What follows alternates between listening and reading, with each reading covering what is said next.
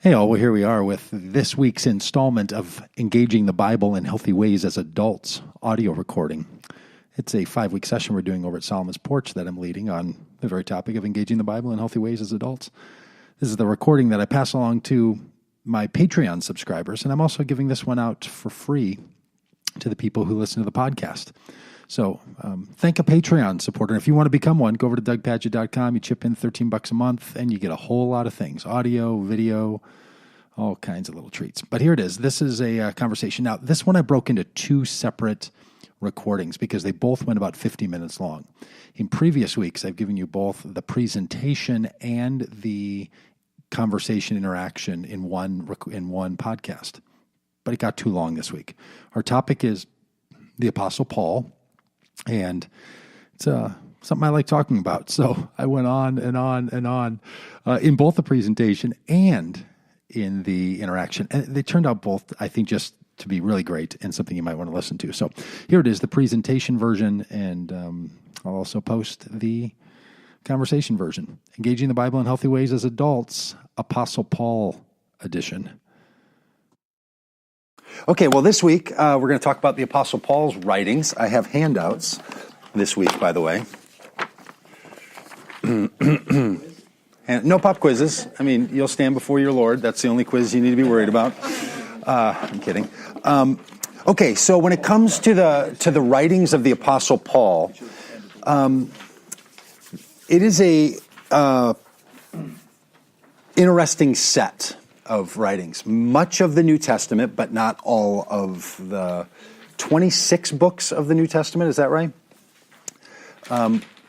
13 of them are, in one way or the, is that right, 13? Somebody should count these up, are commonly attributed to the Apostle Paul. There is one, by the way, that is not attributed to Paul or bears his name, and that's the book of Hebrews. And the book of Hebrews, I should have an S on it. The book of Hebrews, many people have been told and believe and sort of comport that Paul wrote that. We're not even going to engage in that particular one tonight. So let me say a couple things about epistles in the first place, and a way to engage with them. And then we'll get into what I think is a very healthy and helpful way to think about these writings in light of what people who pay a lot of attention to these writings have either come to know or have come to believe about them. And part of engaging with the Bible in healthy ways as adults is, I think, to be able to take on all the information that would be currently available. One of the mature adult ways and healthy ways to engage is to believe that there is no truth, fact, reality that one needs to be afraid of. We might not like all the implications of some things that are true or are real or are facts in the world, but a healthy way is to say, well, you certainly don't have to avoid it in some means of self-preservation. I also happen to agree with what many of the scholars, people who study the Bible, that I'm going to be telling you their perspective today, what they hold on it. So I'm beyond being comfortable with it, and am in the category of, oh no, I think that's exactly how it is. And it's actually very much saved my own understanding of Paul and the writings of the epistles altogether, this sort of collection of books. So there's 2 that we're not going to even sort of refer to when it comes to Paul, and one that we're not going to refer to, which is Hebrews. The other one in the New Testament that's a bit of an outlier is the book of Revelation. Book of Revelation is not written as one of the epistles or one of the kind of letters, the pieces of correspondence. So many of the writings of Paul, especially Romans, the Corinthians, Galatians, Philippians, Thessalonians, and even Philemon, they're in the category of literature. They are written to a particular audience addressing particular issues. Now, in this case, I think there was someone who went by the moniker of Paul, Saul from Tarsus, converted to his name to Paul. I think he traveled about, and I think he set up communities of Jesus-following people in the Jewish spaces and the Gentile spaces of the first century early Mesopotamian culture. I think he was a guy who did those things. I don't think Paul is a figment of the imagination of the church that put that together. I think there was a guy, and I think he wrote letters to people in these places, and many of the letters are named after the recipient's location. Corinth, Romans, Rome, Philippi, and so on. The area of Galatia. So I think he's writing these letters, and that kind of matters because they're, as many of you, if you've studied anything with the Bible, when you do the epistles, you realize, okay, you're reading someone else's correspondence. You're inside of their mail. You are Robert Mueller and team inside of other people's emails, right? And so you're figuring out who they were talking to and what they were talking about and what the implication of it is. And that's a really different way of reading something than reading an open letter. So if you've ever written has anybody ever written an open letter and like published it in the newspaper, maybe a school newspaper or the Star Tribune or Huffington Post? Have you seen these where people will write an open letter on a topic? If you don't think, if it's your own space that you control, you might call it a blog post. That kind of, or a Facebook status update, or a tweet, or a commentary on an Instagram post. Those are designed as public statements, open letters. You're making a series of arguments or a series of suggestions, and you're intending that other people are going to read them. That's the whole intention, right? Then there's like these correspondence that are intended to be to a specific group of people about certain things and are really contextual. The epistles are like that second group. They're super targeted in what they're writing about. So the idea, I will suggest to you, this is my take on it, the idea that from that kind of correspondence, one could extract some sort of universal doctrine, teaching, or perspective that should be held for people beyond that context, you're into really shady territory. If you think you can just take it straight from that correspondence and carry it into your own circumstance and usage. I do think there's a way you can deal with correspondence, and if you've read any letters that have been written to or from other people in correspondence, or you've read historical writings, you know there's some real learning that can happen, but it requires a kind of sensitivity and a kind of knowledge about what's going on to engage with those letters. So anyone who's been a history major and might have studied letters that presidents from the United States have written to other people or to their spouse about circumstance. You can learn a lot, and there's a great benefit that can come from those. It's just very hard to take that kind of very specific writing and to take it whole cloth as if from it you can extract doctrines. Now, I will also say I'm someone who holds that the Jesus imagination around a way of humanity following the Jesus pattern and teachings would be non-doctrinal. I think Jesus's whole shtick is to not have doctrines and set established teachings that function the way that a doctrine would function. So I come from a non-doctrinal perspective that I don't think we're supposed to have those. I think you can have statements and opinions and conditional understandings and teachings, but we shouldn't lock ourselves into doctrine. So we can talk about that some if you want to. I don't think the Apostle Paul is one who puts together doctrines.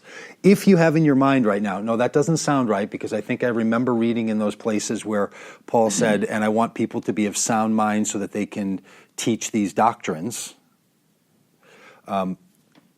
That's going to be down in that 1st and 2nd Timothy sort of category, which I think were not written by the Apostle Paul, were written by other people, and I even have a little conspiracy theory about all that. But so I don't think that was the intention of Paul, the traveling kind of evangelist. I don't think that's what he was up to and what he was doing. So there's a certain kind of writing that are epistles. They're very contextual and very specific to Paul's take and opinion. Also, I overplay a particular phrase that Paul has in a couple of letters in Romans and in Corinthians, and I tend to extrapolate this out over to sort of give you an indication of how one should listen to Paul. So it could be a bit of an over push.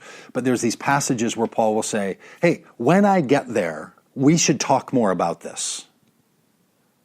Right, so here's this thing, kind of hang on, and when I get there, I'm coming to Rome or I'm coming to Corinth, and when we get there, then we should talk more about this. Or get these people together and see what they say. It's almost as if the letters are a placeholder until they can do the more helpful thing, which is get people together and talk about this stuff. I believe that the early stages of the church in which Paul's letters were being written, it was there was the authority that Paul would carry was the authority of persuasion, not the authority of position. So he's not a positional leader in some way. And if you know the life of Paul, you hear him sort of saying that like, okay, seriously, I mean, you can listen to me on this. This one matters. I know there's other people. I know some other people have come in and said these other things, but listen to me on this. He's persuading his way in his argument. He's not someone who's saying, I carry an authority and the position that I come from has access to a truth that the rest of you don't have, so you need to follow my leading and teaching. That's not how these things are written. So even the writings of Paul, I think, are meant to be understood in this humanely engaging argument of persuasion. So what starts to happen when you sort of couple these things together is that the perspective that I'm pitching, whether it's the Gospels or the Epistles, that nowhere in the early church did they ever imagine that you were going to have a set of writings that were going to be the function as the power source from which you would draw your conclusions. That's just not the function.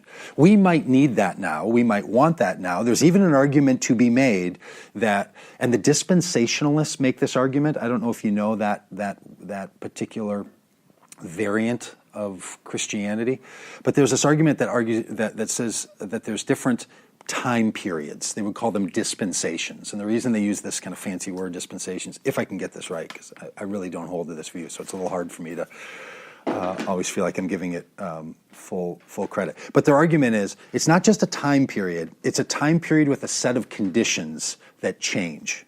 And one of those sets of conditions was that in the period of time of the early church, you had a certain set of conditions that someone like Paul was given a certain kind of capacity, ability to do some things that people now don't have. They would take miracles and put it into that category.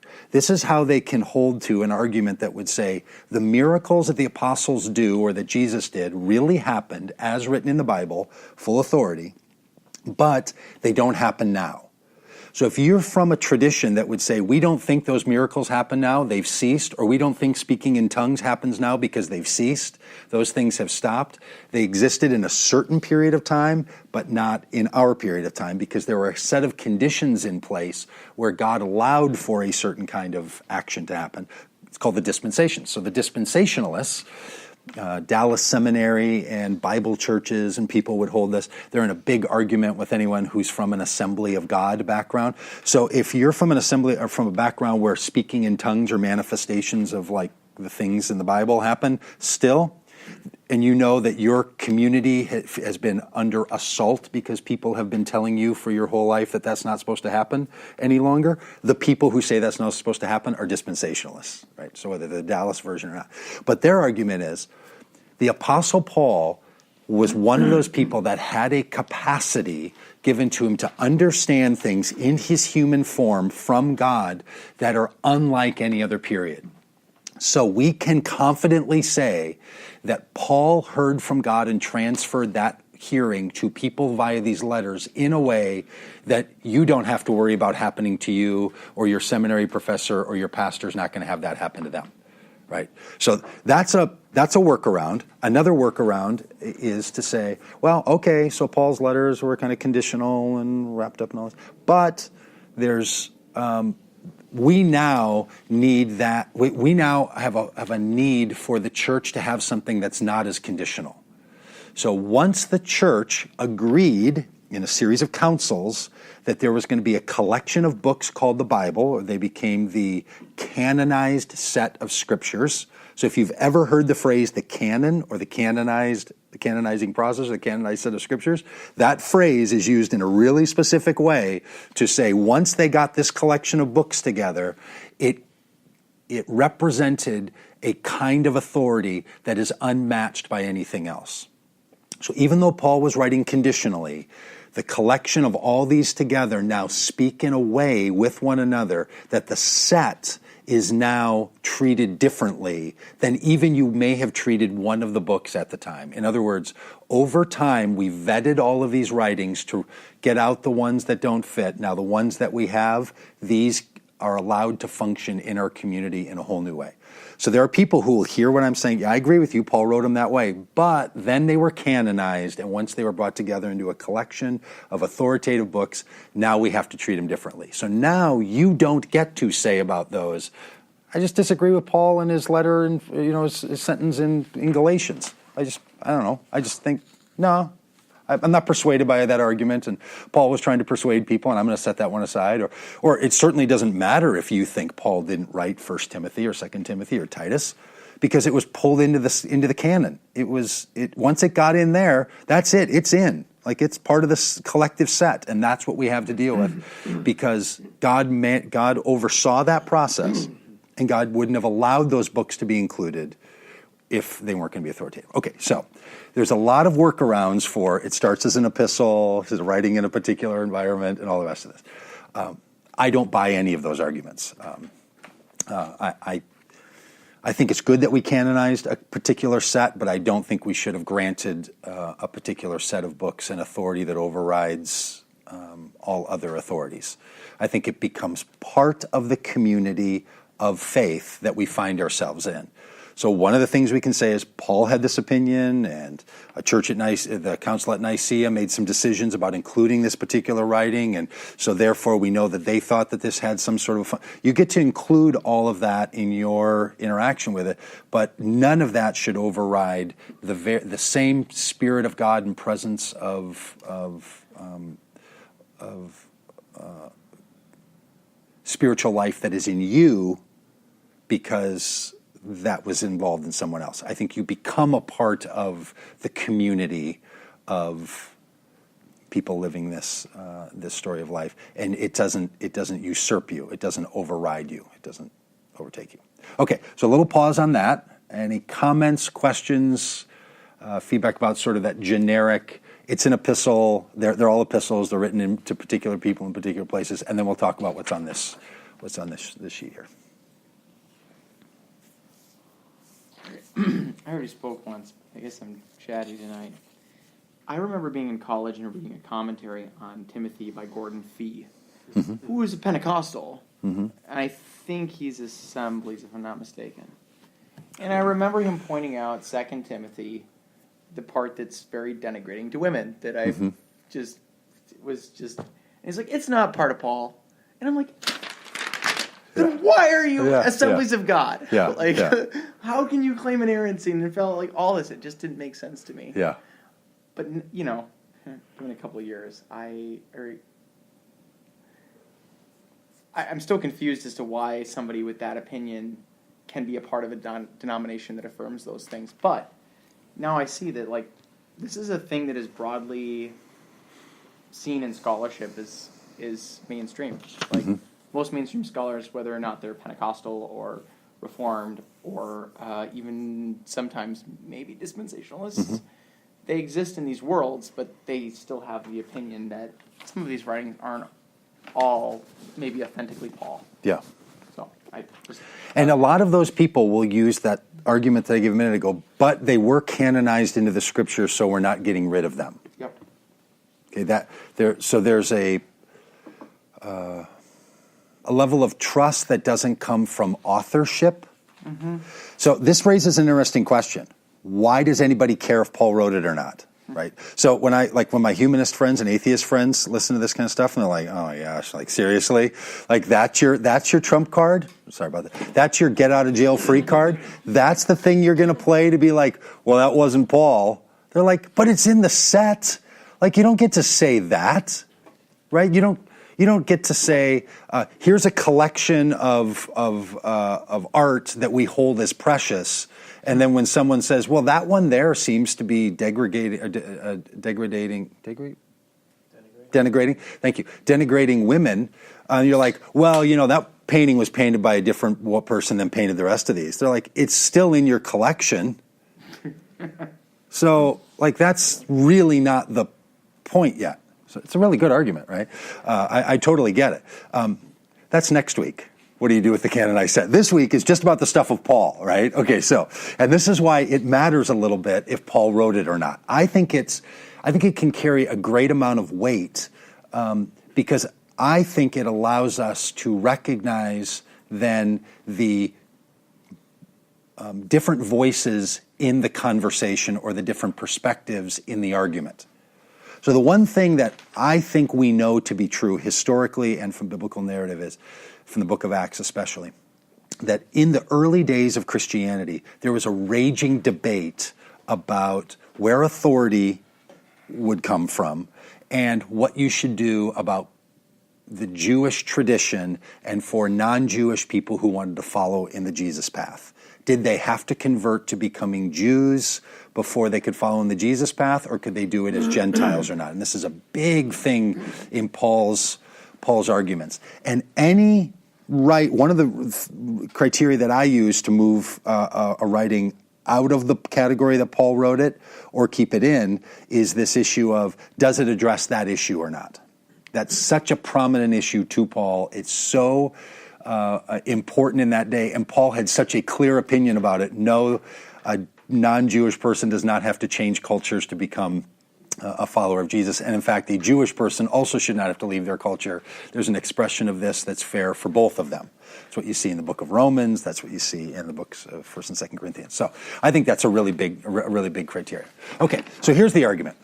This is here on the sheet. 3 categories of writings of books that are given, that are attributed by Paul's name. This is where it gets really iffy.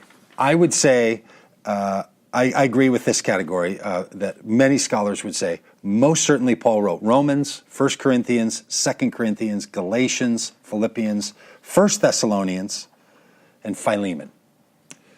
Now, that's going to come from word usage, like it says in the bottom, writing style, content that's included, like I was mentioning the conversation about the inclusion of Gentiles or not.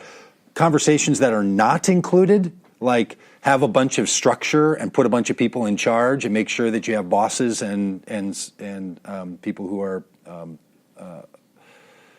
subjugated by those bosses, that kind of stuff. Men are over women, women are like this, slaves should be reporting to their masters, all that kind of stuff. Not Paul. He's really just the opposite. In fact, there's a particular argument on slavery that you can sort of follow through these 3 categories. Philemon, Paul says, hey, you got this slave.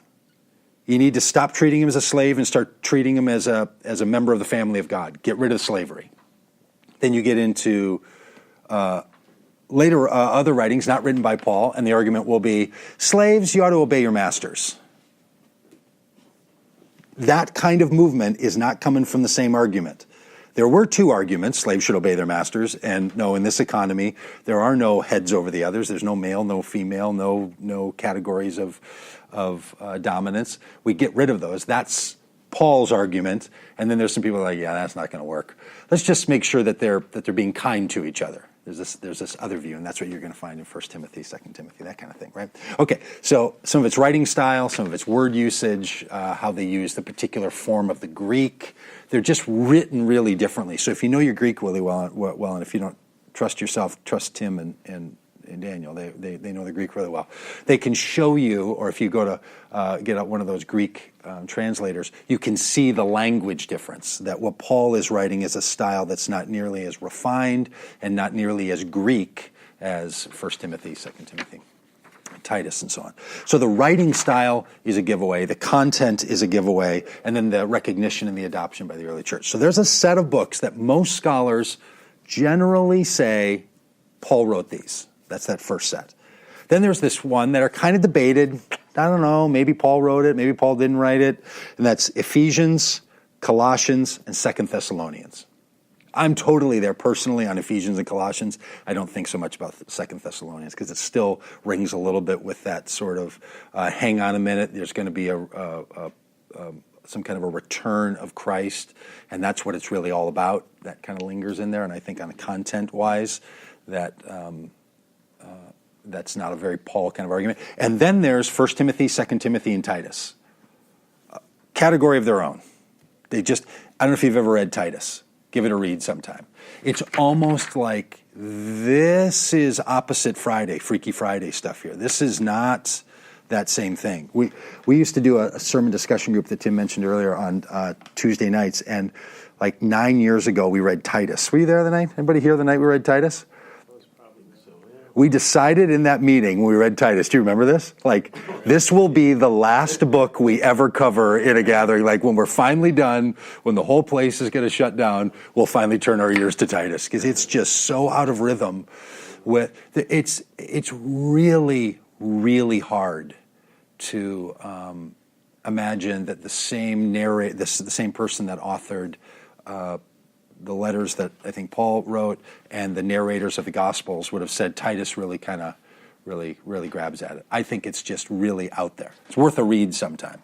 Now, does it fit first century Judaizer narratives? So I'll explain what that is in a minute. I think it does precisely. I also think some of the Gospel of 1st and 2nd John, or the epistles of 1st and 2nd John do. So in the debate in the early church that there were people who said, you have to become Jewish to have an expression of following Jesus. That group is often called the Judaizers, so you hear stories in the book of Acts and even some of Paul's letters where he refers to these people. Peter moves back and forth on this around the issue of circumcision, right? So at one point, Peter is like, okay, now I see that you don't have to become a Jew because of Cornelius and this whole experience. And then later in Galatians, Paul writes, I had to even confront Peter to his face one time and tell him, like, you still hold to this old idea that we all have to be living in the Jewish narrative. So that idea that there was an expression of Christianity that wanted to have the rules of the temple system and structure was alive and well at the time when Paul was writing. And some of these other letters, I believe, were written from people who held that kind of perspective more closely, and they authored them in the name of Paul, or they came from a community of people who had changed over time and authored them in the name of Paul.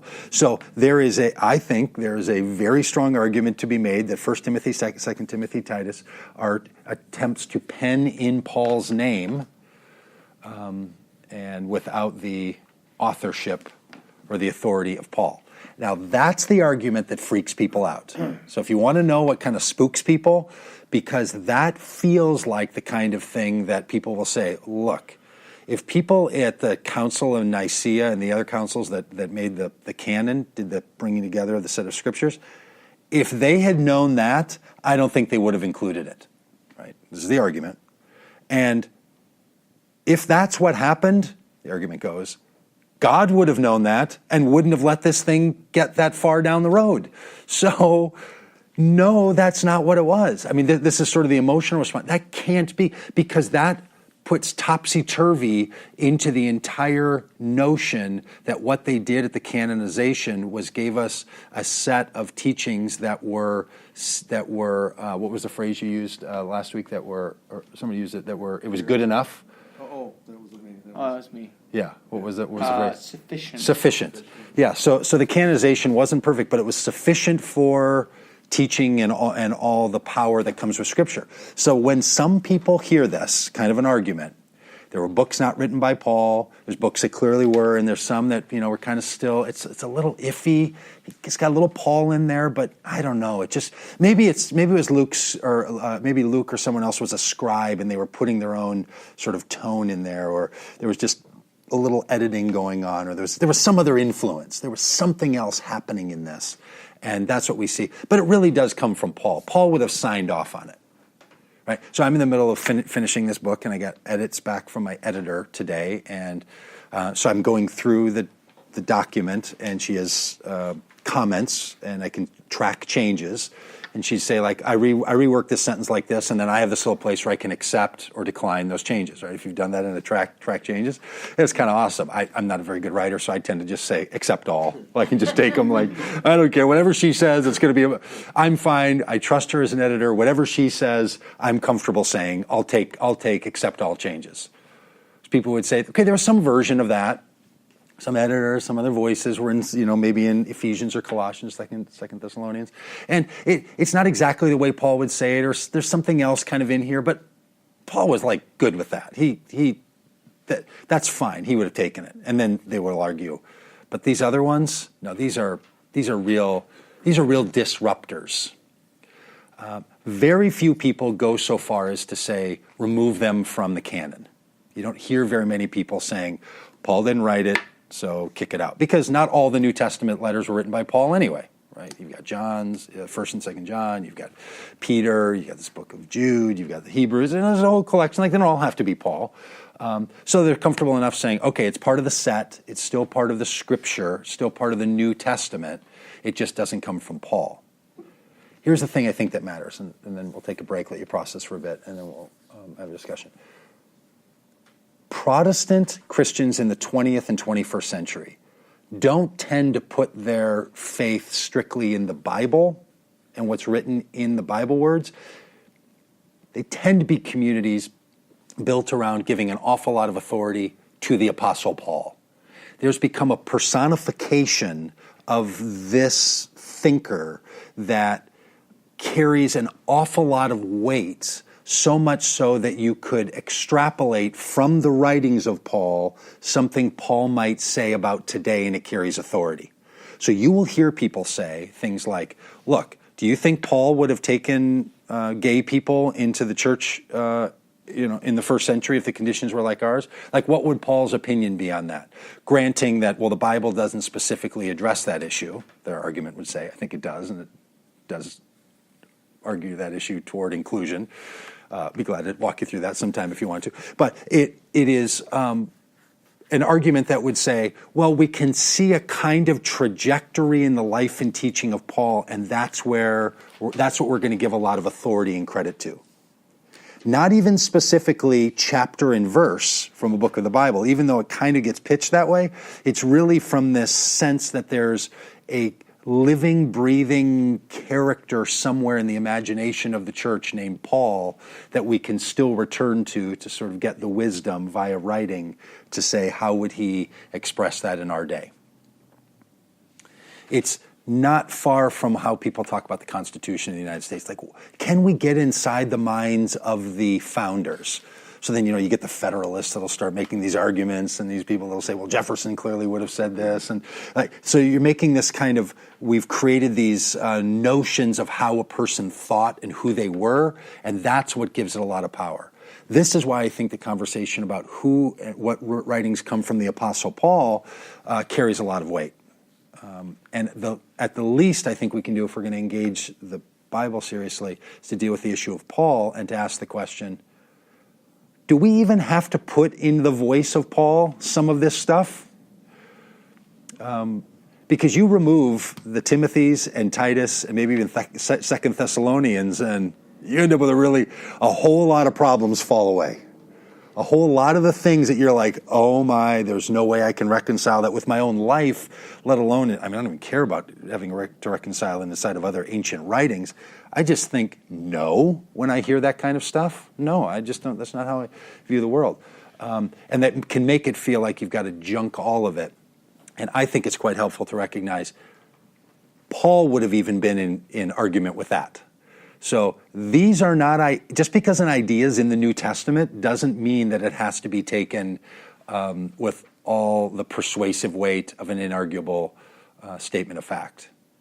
In fact, there is an argument going on in the New Testament. I mentioned this about the Old Testament is this series of arguments about, are you going to be in the sacrificial system or are you going to be in the mercy system? That's how the Old Testament is structured, as this raging debate amongst the faithful. In the New Testament, that same thing is happening. You see it in Acts, you see it in Paul's letter, and some of these letters and writings are the products of people that aren't fully in this side of the argument. They might be somewhere over here.